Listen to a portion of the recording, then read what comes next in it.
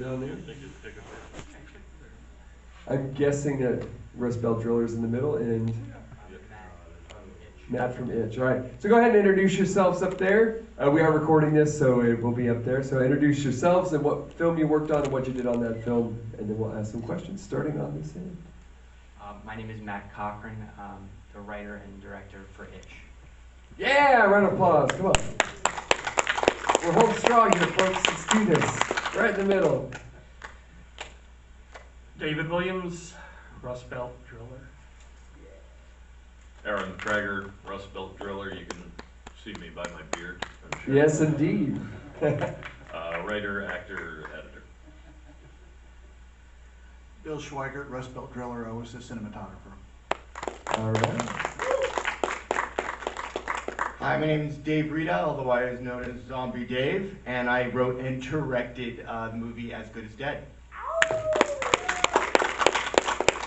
All right, so we had some fantastically strange, surreal, magical moments on the screen tonight.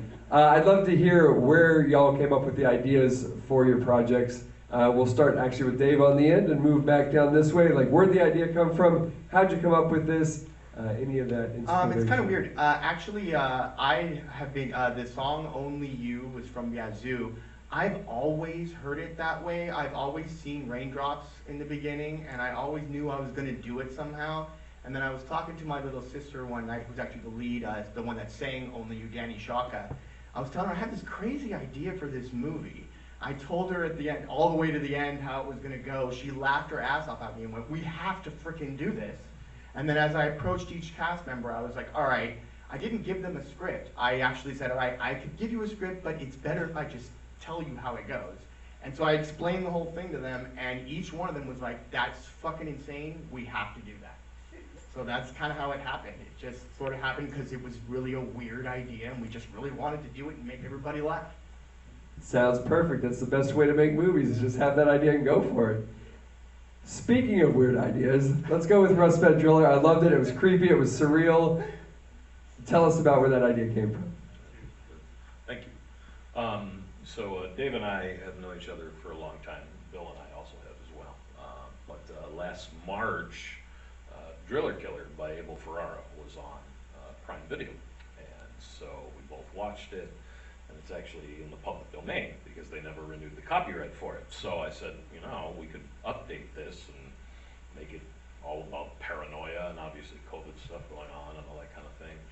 And then it just kind of shifted to a more, a more unique story, but obviously with a lot of homage there and a lot of, nods to it, and other movies as well. And I took that and I just kind of took my own personal struggles, mental health and depression and everything else that I've been dealing with in my 30s, which I'm at the end of now. And so that's for the sequel, I guess. But, it just, having an outlet to get out a lot of stuff that I've dealt with in the last decade of my life, and just tying it into the overload and the sensory perception that everyone is just forced upon every day now by the news and the media and your phones and whatever else. And, that's kind of how that all came together.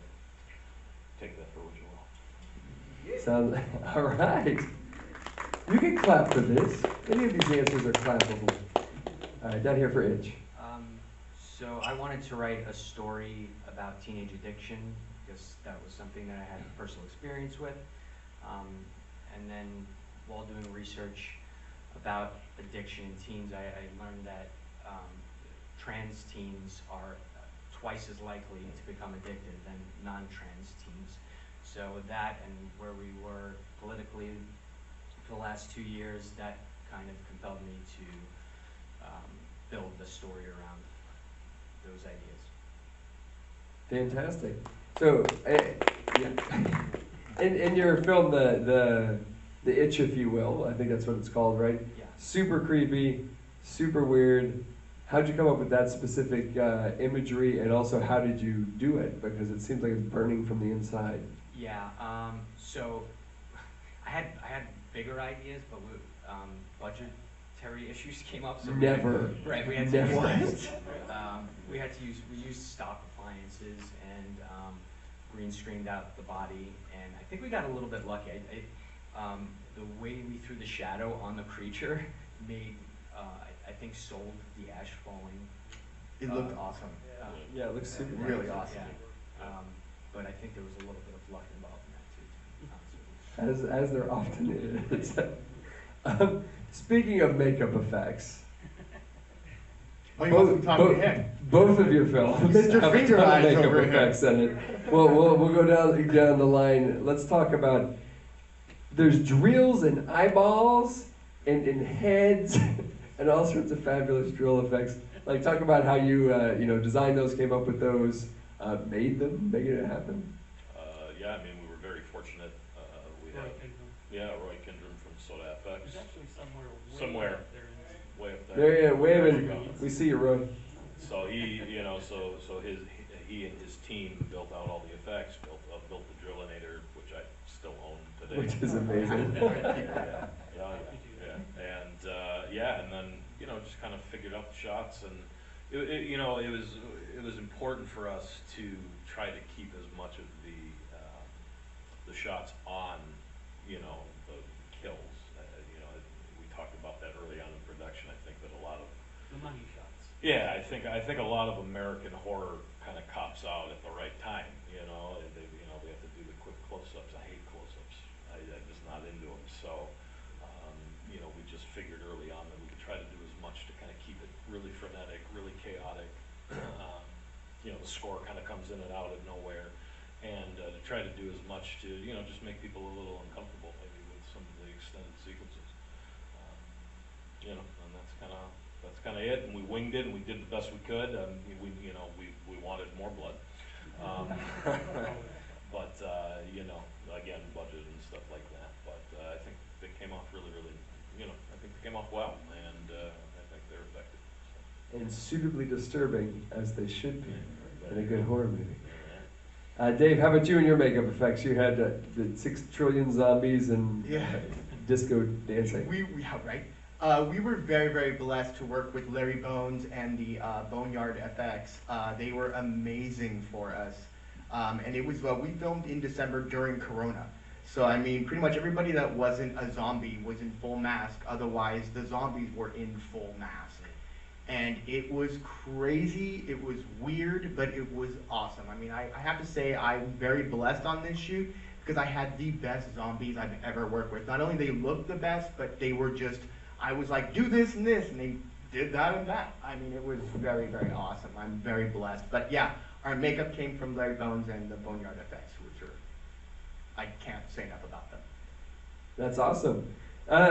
So, got a question for all of you a little bit about where you shot, because we had all sorts of locations that were unique. We had the woods, we had whatever this warehouse awesomeness was, which is in Buffalo, I think. And then, of course, Dave, you had your location as well. Talk about how you found where you were shooting it and what made you choose that, like production design, basically, is what my question's about. So my set was my house in upstate New York in the Catskills. That tree was in my backyard. It was actually, it was a dead tree. It didn't have that hole in it. I carved the hole with a chainsaw and a hatchet and spray painted it. So that's like my crowning achievement for the film. That tree. Do it yourself, I love it. We shot in Buffalo. The house scenes also functioned as our Airbnb for the few people that we had, like Bill, our 2 female leads. They were the only people from outside of Western New York that were involved in the production, and Bill even has ties to the area from his youth. So we wanted to make it as Western New York centric as possible. So that was filmed in Angola, which is about an hour outside of the city proper. And the warehouse is an old meat processing, food processing plant that's sort of trying to go under these crazy renovations now. But I mean, it's as creepy as it looks. We were going through there kind of scouting, and there was just for one room, there was no reason for it.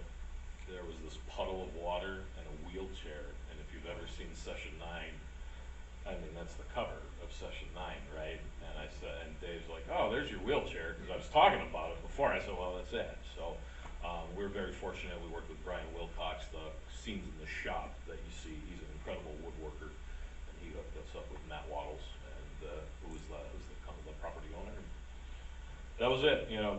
Blessed is a very used term, but very truthful. You know, we wouldn't have to pay a dime for it, all that kind of stuff. He's the bald guy that walks by real quick towards the end outside, and that was his payment. But no, we were really, really, really, really fortunate, and yeah, that's just how you do it. Yeah, totally. We shot up near the mountains of Santa Clarita at the Horse to Heart Ranch up there, and we shot it at in December, and it was about 40 degrees, and my entire cast and crew were shivering like crazy, except for my cameraman, who was in a t-shirt and shorts. And I looked over at him and I said, "Where are you from, Minnesota?" He looks at me, he's like, "Yeah, what's going on? Why is everybody so cold?" I'm like, "Welcome to California, we're freezing." Yeah. It's below 60 degrees. Everybody should be wearing coats, right? We were freezing our butts off. Everybody was running to their cars, like our cars were parked right outside. Everybody, that was like the holding was everybody's cars. And then I'd have to go, "All right, let's go." And then they'd run out there and freeze for a little bit and then run back. The curse of horror movies. Curse It's of like the horror weather's movies. always bad. Mm. I wanted to talk about your artwork. Where did the artwork come from? Like our poster? Like, Sure. Tell me about your poster, and then I want to ask about the artwork and oh, I'm Rose sorry. Beltran. You were talking. You were looking at me, and okay, the art. I'm like, we had artwork? No, they We had your artwork. poster's amazing. Yeah. Your poster's amazing, Dave. Our poster was done by Peter Redmond. It was awesome. Thanks, Pete. Go right ahead. I'll let Dave field that one. Those were actually done by his daughter, Rowan. And, Yeah, all the artwork in the film was done by my daughter, Rowan. We knew we needed something unique. We needed a unique look for Ren's art, something that captured his madness, his growing detachment from reality, insanity, etc. So I was looking around for representative artwork, reference artwork, and then I sort of rediscovered the work of Francis Bacon, and so that was like exactly what we needed. And I showed that to my daughter and said, "Can you do something like this?" And she said, "Yeah, I think so, I'll try." And she came back with stuff that was just absolutely amazing. yeah, I mean, As you saw, I think, and it was just, the two. that's it. Do more of that. The two images of the hatted man, the pastor, in the field. Those are hanging up on my wall. I make sure I keep those 100%. I was going to ask you if you kept them. Oh yeah. And he's got the rest of I've them. got a few. Right on. And she's just getting into college. I mean, Right, yeah. she's still just a young kid, and her talent is. Oh, I thought you were going to say she was in an insane asylum. But she Yeah. Okay. Well, not yet. We'll see. She's Dave's. Yeah. She's Dave's. Oh, kid, yeah. It's so- possible, yeah. It's possible. It's possible. It could happen. All right, well, I can't see if we have folks out there or not because there's a spotlight. But if there's any questions out in the audience, anybody got any questions for us? Well, not for me. We got but- time for a couple. Time for a couple. How long did it take to shoot each one of you guys' films? All right. For me, I shot 3 days in 2018, and then I had to wait an entire year because I didn't get the coverage that I needed. So I had to pick up, because we needed it to green up again because the Catskills changes pretty quickly. So there was an additional day in 2019. Fantastic. There we go. 10 days. 10 days. Oh, wow. One of those was just prep and some intimacy coordination and stuff like that. Yeah. Yeah, that was. Wow. That was a week plus. Yeah, two cameras. Two cameras, okay? 2 cameras, and then and during the Benji Marks stuff, which we shot on the last day of everything, we shot the scene with everybody at the gallery, the second to last, and then we shot that as last day. That had 3 cameras going. And One very cold night. what? They're like, we're getting this done. It's too cold. The editing style for Rust Belt Driller, was that planned all along, the surreal editing style, or was that something that developed that in post? No, that's kind of what I dig as an editor. Dave and I, again, we worked on other projects before. I was fortunate enough to edit one of his features from a couple years ago that also features Jillian Gertz, who played the girlfriend Carol, who's incredibly talented, and I was very selfish, and I said I want to work with her. She's just amazing. That's kind of my style. That's what I like. I like, mashup of time and, questioning what's really going on. Big fan of structure, cyclical structure, and big fan of things like Lost Highway with how it kind of all comes around and how it's all fragmented and stuff like that. So that's my personal style. Dave's pretty much into that too, I think, and we just, it makes sense for this film, I think. So. More questions? Any more questions? Can I just say something really quick? You sure can. I want to hear what you have to say. You may have noticed at the end of our film, we dedicated it to two people, one of them being Elizabeth Mitchell. Elizabeth Mitchell is actually who they dedicated the Filmmaker Lounge to, and I just wanted to say we dedicated this film, and the lounge too is dedicated to her because she was one of the filmmakers of Dancing with Films. But also, if she were here right now, she would be laughing and full of so much joy, and that's what we tried to bring, and that's why the lounge is named after her. And I just wanted to say, for you, Elizabeth, thank you. Round of applause, my friends. Thank you all, filmmakers. Thanks you so much for showing your movies here. It was fantastic to see them on the big screen. I hope you had a great time. And of course, be here. We got lots more movies.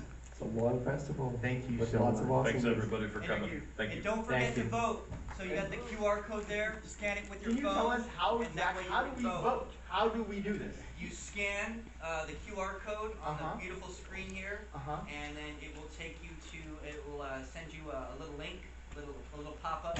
Then you hit that, and it will allow you to input your voter ID so that you can vote only once, obviously. And then you select as good as dead. You get a vote for all of them. I didn't say that. You did not. But I didn't agree with it. Didn't disagree with it.